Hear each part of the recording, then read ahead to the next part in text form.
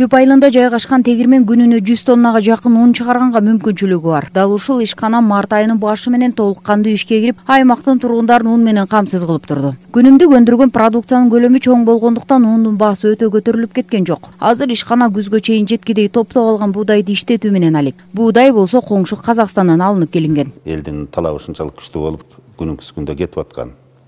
Эми азыр элдин баары баягы унга камсызданып калды окшойт. Азыр унун запаста турат, бирок ызбыт жок.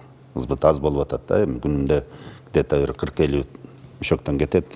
Буудайдын запасы болсо бар азыр. Бул жергиликтүү буудайды дагы камсыздап алганбыз күзүндө. Где-то азыр 750 тоннага жакын, даже андан да бир аз көбүрөөк болуш керек буудай бар. Андан башка Казакстан менен келишим түзүп, аяктан буудай бар азыр Беловодскийде, Бишкекте турат. Аз камсыз болгон үй-бүлөлөргө жардам берүүдө мындай ишканалар аянган жок. Райондук администрация тарабынан түзүлгөн тизме боюнча ишкерлер азырда жардам беришүүдө. Биздин Түп айылында жайгашкан 2 тегирменибиз үзгүлтүксүз, токтоосуз иштеп берди. Бааны дагы көтөргөн учурлар болгон жок. Азык-түлүк коопсуздугун биздин райондо мындайча айтканда сактап берди десек болот.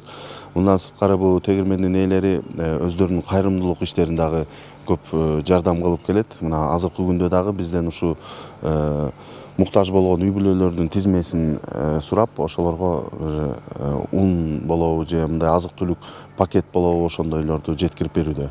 Ал эми бул март айынын орто ченинде тартылган тасма. Караколдогу чоң тегирмендин алдында кардарлардын кезек күтүүсү 10 күнгө созулган. Азыр бардык тегирмен мурдагы иштөө тартибине өтүп, өз продукцияларын өндүрүүдө.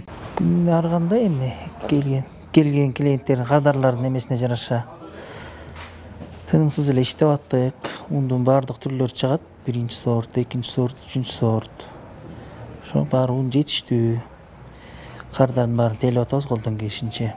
Кыргызстандын азык-түлүк коопсуздугун камсыз кылуунун деңгээлин баалоо максатында эң керектүү тамак-аштын түрлөрү аныкталган. Бул нан жана дан азыктары, картошка, жер-жемиш, кант, өсүмдүк майы, сүт жана сүт азыктары, эт жана жумуртка. Эгер өлкөдө тамак-аштын негизги түрлөрү жетиштүү болуп, аны алууга экономикалык мүмкүнчүлүк болсо, азык-түлүк коопсуздугу сакталууда деп эсептесе болот. Гүлбарчын Молдоева, Таалай Эргешев, Ысык Көл маалымат кызматы үчүн.